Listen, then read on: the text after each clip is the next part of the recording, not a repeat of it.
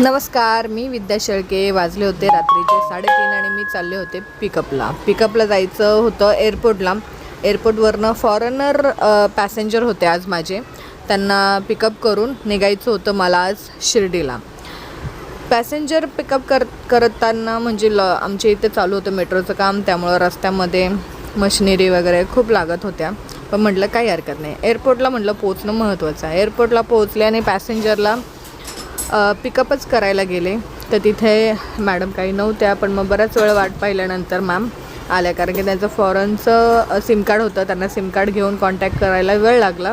पण फायनली मी 5-5:30 वाजेपर्यंत निघाले होते. त्यानंतर म्हटलं चला आता निघूया शिर्डीच्या दिशेला निघताना मॅडमनी सांगितलेलं की मला इंडियामध्ये ढोकळा आवडतो.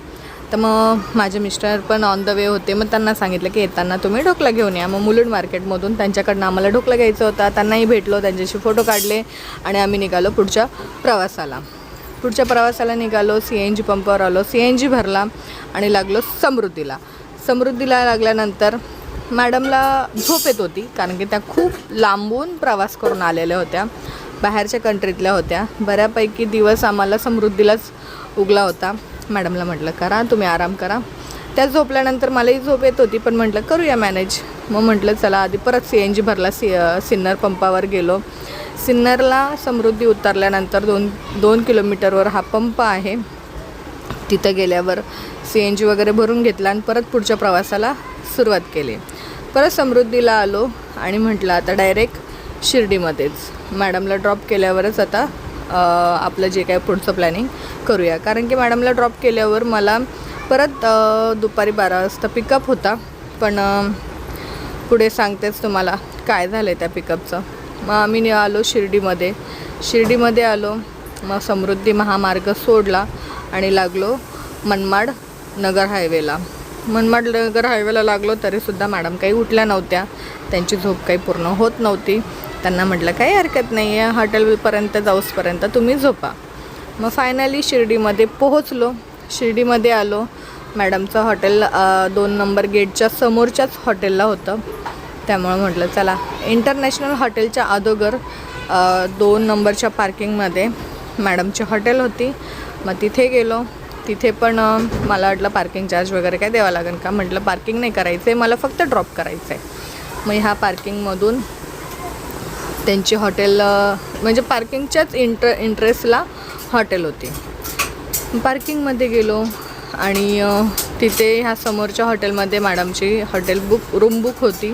मग मॅडमला ड्रॉप केलं आणि मी आले मनोज भाऊच्या हॉटेलकडे, कारण की मलाही फ्रेश व्हायचं होतं. रात्रभर गाडी चालवलेली होती, त्यामुळं खूप झोप येत होती. म्हटलं थोड्या वेळ आरामही होईल, फ्रेश पण होऊ.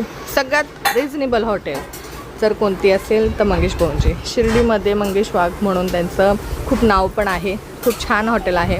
आराम वगैरे केला आणि मी निघाले पिकअपला गेले आणि पॅसेंजरने कॅन्सल केली बुकिंग. मग मॅडमनी थोडा ढोकळा खाल्लेला होता आणि बाकीचा ढोकळा माझ्यासाठी ठेवलेला, तो ढोकळा मी खाऊन घेतला. कारण की रात्री पण काही खाल्लेलं नव्हतं, सकाळी नाश्ता केलेला नव्हता. म्हटलं आता ढोकळा खाऊया. गाडी वॉशिंग करायला जायचं होतं. DMartच्या बाजूलाच हे वॉशिंग सेंटर आहे. तिथं गाडी घेऊन गेले. तिथे गाडी वॉशिंगला लावली.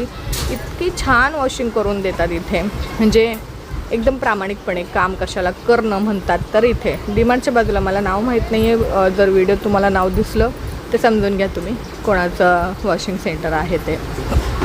वॉशिंगला गाडी लावल्यानंतर ज्या वेळेस गाडी पूर्णपणे वॉश होऊन निघते त्यावेळेस इतका फ्रेश फील येतो गाडी चालवताना.